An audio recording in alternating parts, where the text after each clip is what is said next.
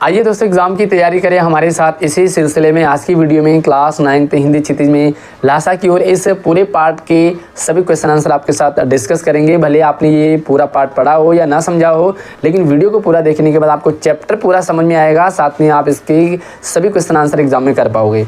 तो भाई बिना देरी के शुरू करते हैं। उससे पहले वीडियो को लाइक करके हमें सपोर्ट जरूर कीजिएगा। आपका लाइक, आपका प्यार, सपोर्ट हमें मोटिवेट करता है। और चैनल पर पहली बार आए हैं तो सब्सक्राइब जरूर कीजिएगा, ताकि आने वाली सारी वीडियो आपको लगातार मिलती रहेगी। और हाँ, अपने दोस्तों को भी शेयर कीजिएगा क्लास ग्रुप में, ताकि सभी की हेल्प हो सके। तो पहला सवाल है, थोंगला के पहले के आखिरी गांव पहुंचने पर भिखमंगे के वेश में होने के बावजूद भी लेखक को ठहरने का स्थान मिल गया, बढ़िया जगह मिली, जबकि दूसरी बार वो भद्र वेश में उन्हें उचित स्थान नहीं मिला। क्यों? मतलब पहली बार जब वो गए थे तो बड़े भिखारी बन के गए थे, लेकिन जब वापस आए तो बड़े स्मार्ट बन के थे। भिखारी बनने के बावजूद भी उन्हें जगह मिल गई, लेकिन स्मार्ट बिल्कुल अच्छे कपड़ों में थे, फिर भी जगह नहीं मिली। देखिए कुछ रीज़न होता है। जब पहली बार वो गए थे तो उनका मित्र उनके साथ था, सुमति। मैंने सुमति की बड़ी अच्छी जान पहचान थी, सुमति के अच्छे जजमान थे। हम जब किसी जान पहचान वाले के साथ जाते हैं तो फिर मायने नहीं रखता कि हम कितने स्मार्ट हैं या हम भिखमंगे हैं, हमें साथी के साथ जगह मिल जाती है। वापस आते टाइम भाई सुमति नहीं था उनके साथ, ठीक है, तो उन्हें जगह नहीं मिली। कैसे आप इसका आंसर लिखेंगे? तो यहाँ पर आप देखेंगे तो इसका मुख्य कारण था संबंधों का महत्व। तिब्बत में इस मार्ग पर यात्रियों के लिए एक जैसी व्यवस्था नहीं थी, इसलिए वहाँ जान पहचान के आधार पर ठहरने का उचित स्थान मिल जाता था। भाई वहाँ आना जाना आम रास्ता नहीं था, लेकिन जान पहचान है तो आप आराम से आ जा सकते हो। पहली बार लेखक के साथ बौद्ध भिक्षु सुमति थी। सुमति की वहाँ अच्छी जान पहचान थी, बड़े जजमान भी थे।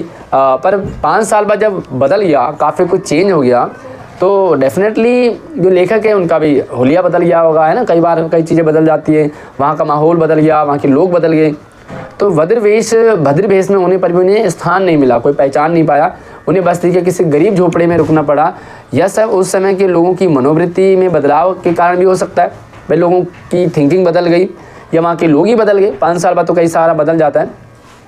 वहाँ के लोग शाम होते ही छंग पी करके होश खो देते थे। जैसे शाम हुआ वैसे कुछ नशा सा होता है, उसे पी करके होश खो देते थे। और उस समय सुमति भी उनके साथ नहीं था। जाते टाइम सुमति था, आते टाइम सुमति नहीं था, इसलिए उन्हें जाते टाइम तो जगह मिल गई, लेकिन आते टाइम उन्हें नहीं मिला। अगला सवाल है, उस समय के तिब्बत में हथियार का कानून ना रहने के कारण यात्रियों को किस प्रकार का भय बना रहता था? भाई तिब्बत में हथियार का कोई कानून नहीं था। आप आराम से अपने साथ हथियार ले जा सकते हो, हथियार से कुछ भी वार कर सकते हो, मतलब जैसे लाइसेंस वगैरह नाम की कोई चीज़ नहीं थी। और भाई जब हर कोई हथियार लेके चलेगा तो डेफिनेटली डर तो लगेगा ही। कब कौन सा शरीफ आदमी मार दे पता नहीं चलता था, तो डर लगा रहता था। कैसे लिखेंगे इसका आंसर? उस समय थोड़ा सा ऐसे उस समय के तिब्बत में हथियार रखने से संबंधित कोई कानून नहीं था। इस कारण लोग खुलेआम पिस्तौल, बंदूक आदि रखते थे। साथ ही वहाँ अनेक निर्जन स्थान थे। निर्जन मतलब जहाँ कोई जन ना हो, कोई लोग ना हो, सुनसान इलाका था, जहाँ न पुलिस का प्रबंध था न खुफिया विभाग का। वहाँ डाकू किसी को भी आसानी से मार देते थे, इसीलिए यात्रियों को हत्या, लूट मार या अपने जान माल का बड़ा भय खतरा रहता था। क्योंकि जो डाकू थे, ना उन्हें सिस्टम का डर, ना उन्हें पुलिस का डर, और ना उन्हें किसी चीज़ का डर रहता था। तो वो पहले लोगों को मार देते थे और फिर जो है उनसे सामान देखते थे। अब भाई मान लीजिए मेरे पास कोई सामान नहीं है, लेकिन मैं तो मर गया ना, मारने के बाद चेक करते थे। अगला सवाल है, लेखक लंकोर के मार्ग में अपने साथियों से किस कारण पिछड़ गए? लेखक जो हैं जब जा रहे थे तो देखा कि उनके जो साथी सुमति है वो बहुत दूर चले गए, लेकिन लेखक पिछड़ गए। पिछड़ क्या गए? वो बिछड़ भी गए। अब क्या कारण था इसका? देखिए लंकोर के मार्ग में लेखक का जो घोड़ा था, सबसे पहली चीज़ वो थककर धीमा चलने लगा, है ना। और पीछे जो है जब घोड़ा धीमे चल रहा था, चढ़ाई भी थी, घोड़ा ठीक से नहीं चल पा रहा था। और आगे जाकर के 2 रास्ते थे। अब सुमति तो बहुत दूर चला गया, रास्ते का पता चला नहीं। तो जो हमारे लेखक साहब है वो पहले तो घोड़ा धीमे था और दूसरी बार वो गलत रास्ते पे चले गए। अब गलत रास्ते पे चले गए तो फिर वापस आना, फिर से सुमति के पास जाना, तो इतनी देर में काफ़ी टाइम हो गया था। और सुमति बड़ा गुस्सा हो गया था कि भाई आप पता नहीं कहाँ रहते हो, कहाँ चले गए वगैरह वगैरह ना। फिर उन्होंने बोला कि भाई मेरी कोई गलती नहीं है, घोड़े की गलती है। और घोड़ा वैसे भी गलती क्या है घोड़े की, मतलब घोड़ा थक गया तो डेफिनेटली यार वो भी जीव है, प्राण है उसमें भी। अगला सवाल है, लेखक ने शेखर विहार में सुमति को उनके यजमानों के पास जाने से रोका परंतु दूसरी बार रोकने का प्रयास नहीं किया। भाई शेखर में सुमति जब गए तो अपने जजमानों के पास सबसे मिल के आते थे। अब पहली बार तो वो जजमानों के पास जाने से रोका उन्होंने कि यार तुम इतना टाइम वेस्ट कर रहे हो, यजमानों के पास जा रहे हो, एक के घर में काफ़ी टाइम लगा रहे हो, हमें आगे जाने में देर हो जाएगी। लेकिन दूसरी बार उन्हें रोका नहीं, तो यार रीज़न है ना, पहली बार रोका था, दूसरी बार रोका क्यों नहीं। पहली बार जो है उन्हें यात्रा करनी थी, आगे पहुंचना था, और दूसरी बार वो जो लेखक थे वो बुक्स पढ़ने में बिजी थे और बुक्स पढ़ने में उन्हें अच्छा लग रहा था, तो फिर सोचा भाई तब तक तुम अपने जजमानों के यहाँ से आ जाओ, आराम से मैं बुक पढ़ लेता हूँ। कैसे लिखोगे, लेखक ने शेखर विहार में सुमति को उनके यजमानों के पास जाने से रोका पहली बार, क्योंकि उन्हें जल्दी थी, उन्हें जाना था, अपना सफ़र तय करना था। परंतु दूसरी बार लेखक एक मंदिर में रखी बुद्ध वचन जो कि अनुवाद की हस्तलिपि पोथियाँ पढ़ रहे थे। भाई गौतम बुद्ध के जो वचन थे उनका ट्रांसलेशन था, और जो लेखक हैं वो उनको पढ़ रहे थे, पढ़ने में बड़े बिजी थे। वे इसे पढ़ने में इतने मगन हो गए थे, इसलिए उन्होंने सुमति को यजमानों के पास जाने से रोका नहीं कि आराम से जाओ, तुम वहाँ से होके आ जाओगी, मैं अपनी किताबें पढ़ लूँगा। और आजकल के टाइम में कहाँ भाई हम किताबें पढ़ने में इतना बिजी होते हैं। आजकल तो हम व्हाट्सएप, इंस्टाग्राम, इन्हीं चीज़ों में, बेकार की चीज़ों में रील्स सरकाते हुए बिजी रहते हैं, है ना। तो भाई आप जो है अपने सोशल मीडिया का भी सही यूज़ करें, सही प्रयोग करें। हम आपको सारे एजुकेशनल अपडेट लगातार शेयर करते रहते हैं। तो हमारा WhatsApp number, Instagram ID, Facebook, Twitter सभी पे जो एजुकेशनल है वो कंटेंट आपको मिलते हैं। तो नंबर, आईडी आपको वीडियो के डिस्क्रिप्शन में मिल जाएगा। अगला सवाल, अपनी यात्रा के दौरान लेखक को कई कठिनाइयों का सामना करना पड़ा। बहुत प्रॉब्लम्स जो तिब्बत की यात्रा में लेखक को हुई, तो कौन कौन से हुए। जैसे एक तो सीधी सी बात है, डाकुओं का डर है। दूसरी बात है, वहाँ चढ़ाई थी, पहाड़ थे, ऊपर नीचे उतरना था, भिखारी बन के रहना पड़ा, घोड़ा भी ऐसा मिला कि जो सुस्त था। तो बहुत सारी चीज़ें लेखक को निम्नलिखित कठिनाइयों का सामना करना पड़ा। पहला, उस समय भारतीयों को तिब्बत यात्रा की अनुमति नहीं थी। भाई हमारे भारतीय लोग तिब्बत यात्रा नहीं जा सकते थे, इसलिए उन्हें भिखमंगा यानी कि भिखारी के रूप में यात्रा करनी पड़ी। भाई आप अपना ओरिजिनल चेहरा लेकर के नहीं जा सकते, तो आप भिखारी बन गए। अब भिखारी तो कहीं भी जा सकता है ना। चोरी के डर से भिखमंगों को वहाँ लोग घर में घुसने नहीं देते थे। अब भाई या तो आप सफ़र करोगे, तो सफ़र करेंगे तो भिखमंगा बनना पड़ा उन्हें। अच्छी खासी अच्छे मतलब उनका फैमिली बैकग्राउंड, खुद का बैकग्राउंड अच्छा था, फिर भी भिखारी बन के गए। अब भिखारी बनने का सबसे बड़ी प्रॉब्लम थी कि वहाँ लोग आराम से घर में नहीं घुसने देते थे, वह चोरी हो जाएगी। इसी कारण लेखक को भी ठहरने के लिए स्थान, जगह मिलने की दिक्कत आ रही थी। डांडा थोंगला जैसी खतरनाक जगहों को पार करना था। भाई पहाड़ी थी, घुमावदार रास्ते थे, कोई भी डाकू आराम से आ जाए। लंगकुर का रास्ता तय करते समय रास्ता भटक जाने के कारण अपने साथियों से बिछड़ गए। वहाँ पे अपने जान और माल का भी डर होता था, डाकू कब आ जाए, कब मार दे, कुछ पता ही नहीं था। तो इस तरह से आप बहुत सारी चीज़ें लिख सकते हो। अगला है, प्रस्तुत यात्रा वृत्तांत के आधार पे ये बताइए कि उस समय तिब्बती समाज कैसा था।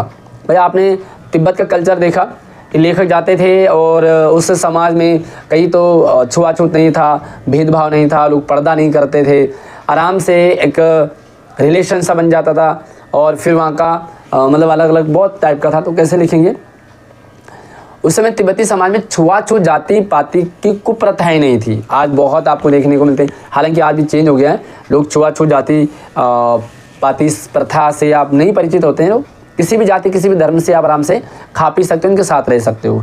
औरतें पर्दा नहीं करती थी, है ना। भैया औरतों को पर्दे में रखा जाता था, बट तिब्बती समाज में उस समय औरतें पर्दे में नहीं रहती थी। कोई अपरिचित व्यक्ति भी किसी के घर के अंदर आ जा सकता था।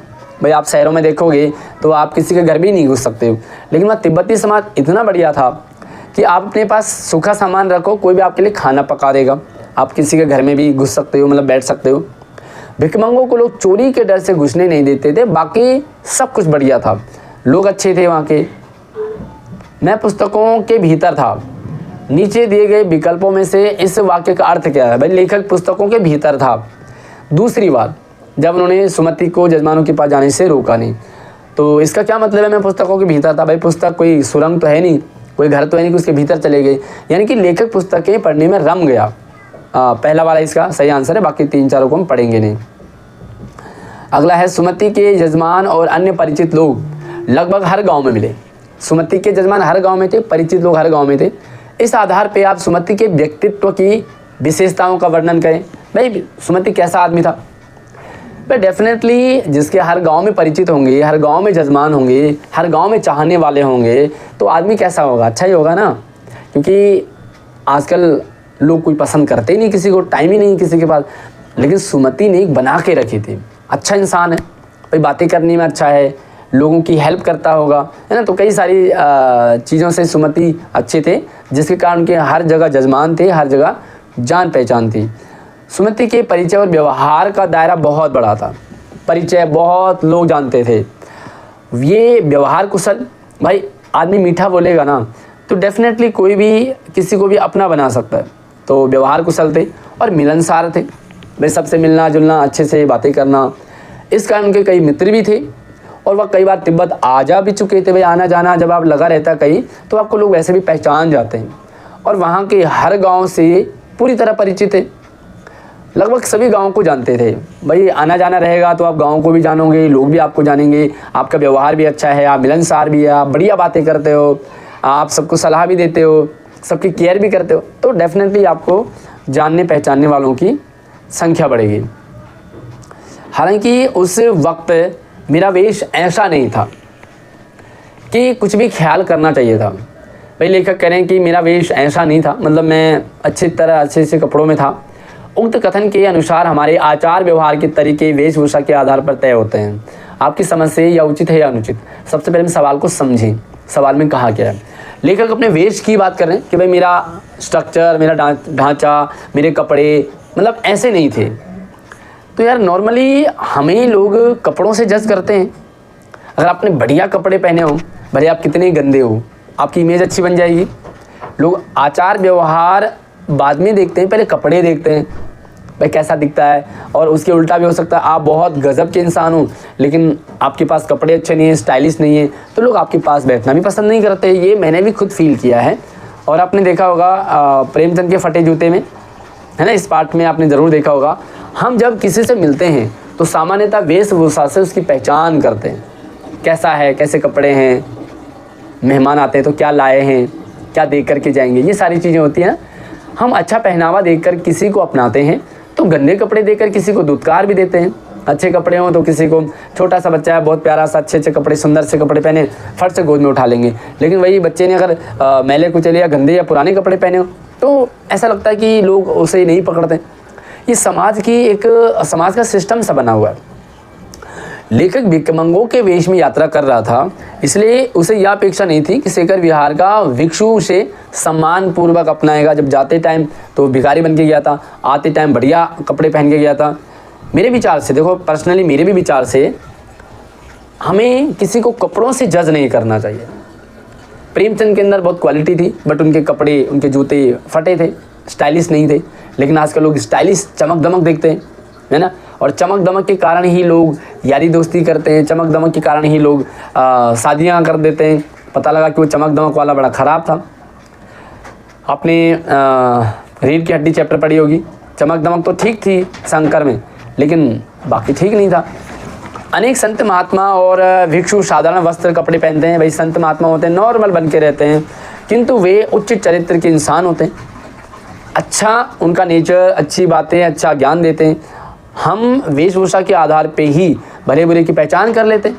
भाई अच्छे कपड़े हैं तो अच्छा इंसान होगा, भाई ज़रूरी नहीं आपके साथ कुछ भी कर सकता है अच्छे कपड़ों वाला। परंतु अच्छी वेशभूषा में गंदे विचारों वाले लोग भी मिलते हैं।